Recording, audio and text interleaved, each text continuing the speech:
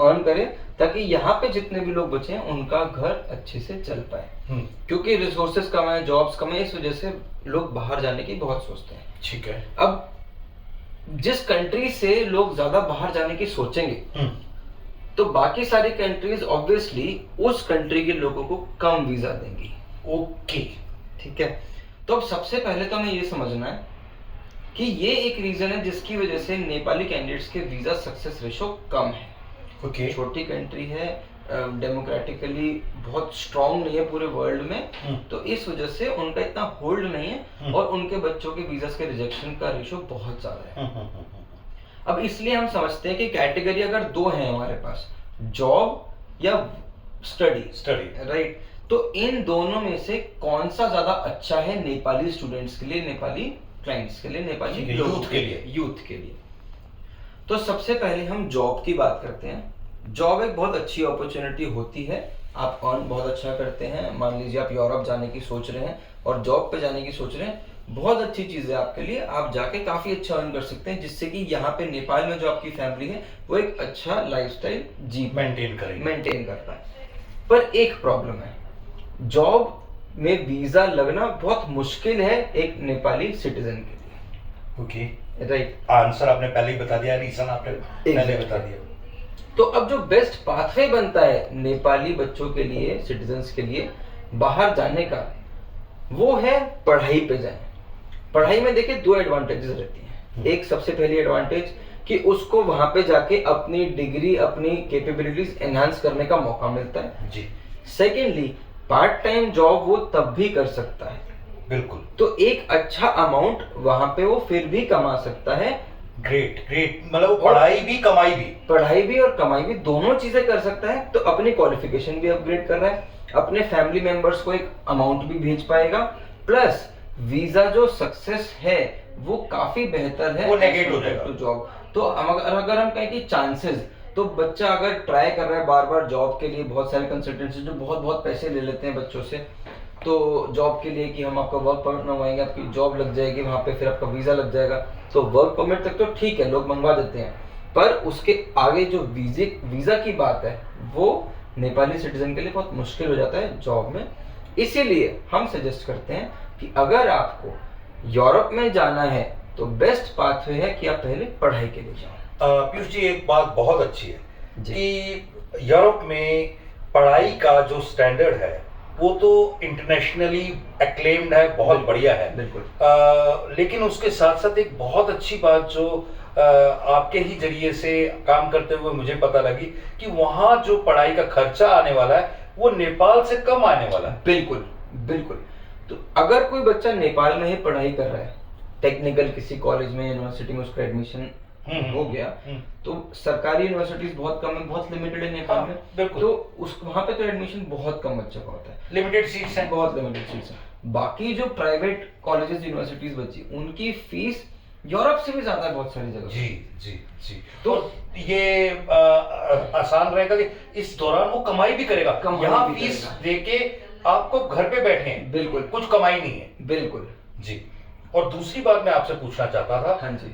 हमारा एक ऐसा डेवलप हो गया है कि हम बहुत लंबा प्रोसेस है, बहुत टाइम लगेगा और बहुत खर्चा आएगा, इस बारे में भी क्लैरिटी कर दीजिए। सर देखिए, इमिग्रेशन का जो प्रोसेस है वो जितना ऑथेंटिक होना चाहिए उसमें एक पर्टिकुलर अमाउंट ऑफ टाइम लगना चाहिए जी। तो authenticity is directly proportional to time जी। मान लीजिए मेरा सितंबर 24 इनटेक आ रहा है, ठीक है, उसके एडमिशंस अब शुरू हो चुके हैं, तो सितंबर 24 का मतलब है 2024 का 9th मंथ जिसमें कोई जा सकता है, राइट। और अभी क्या चल रहा है, दिसंबर, तो 10 महीने का प्रोसेस है। पर क्योंकि एक बहुत ऑर्गेनिक प्रोसेस है, आपका एसओपी बनेगा, आपके एलवार्स बनेंगे, आपकी एप्लीकेशन डलेगी, फिर यूनिवर्सिटी आपका इंटरव्यू लेगी, इंटरव्यू क्लियर होगा, फिर आपके पास ऑफर लेटर आएगा, फिर आप फीस सबमिट कराएंगे, फिर उसके बाद अपने डॉक्यूमेंट्स, उस डॉक्यूमेंट्स की अपोस्टाइल कराएंगे, फिर वीजा के लिए अपॉइंटमेंट लिया जाएगा, आपके पास फंड्स होने चाहिए, फिर आप फंड्स दिखाएंगे, फीस पे करेंगे यूनिवर्सिटी में, उसके बाद आप वीजा सबमिशन करवाएंगे, फिर आपके पास वीजा आएगा। तो इस पूरे प्रोसेस में आपको स्टेज बाय स्टेज एक तो प्रोग्रेस नजर आती रहती है, जो कि जॉब वाले में कहीं पे नजर नहीं आती, क्योंकि सब कुछ बहुत ग्रे है उसमें। यहाँ पे कुछ भी ग्रे नहीं है, सब कुछ ब्लैक एंड व्हाइट है। एक इम्पॉर्टेंट चीज है, मैं अपने स्टूडेंट्स को कहना चाहूंगा, जो जी। सर ने बताया कि आपको जल्दबाजी में बिल्कुल। किसी ऐसे स्टेप की तरफ नहीं जाना जिससे आपका पूरा का पूरा करियर खराब हो। बिल्कुल।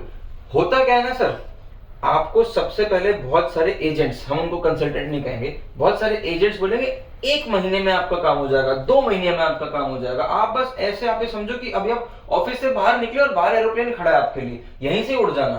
तो ये जो सारी बातें होती हैं, ये इलॉजिकल बातें हैं। एक ऑर्गेनिक प्रोसेस है, उस प्रोसेस में टाइम लगता है। अगर वो जॉब का भी है तो वर्क परमिट आए, पहले ऑफर लेटर आता है, फिर वर्क परमिट आता है, फिर अपॉइंटमेंट लिया जाता है उसके लिए, जिसमें बहुत वेटिंग है। फिर उसके बाद आप सबमिट कराते हैं, फिर एम्बेसी अपना अच्छा टाइम लेती है आपको एक डिसीजन देने में, फिर वो डिसीजन देती है।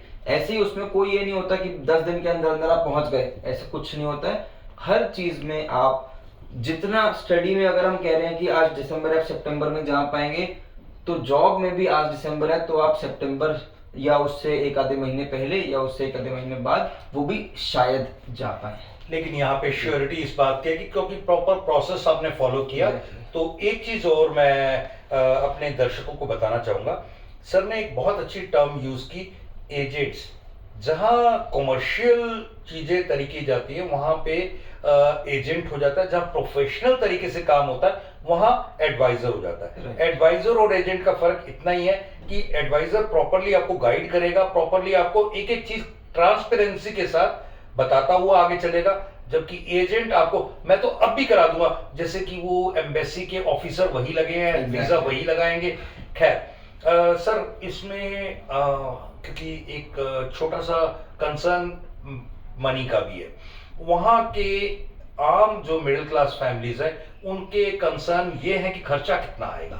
सर खर्चा मान के चलिए आपका 1 लाख रुपए से लेके 6-7 लाख रुपए साल की फीस का एक वेरिएशन रहता है।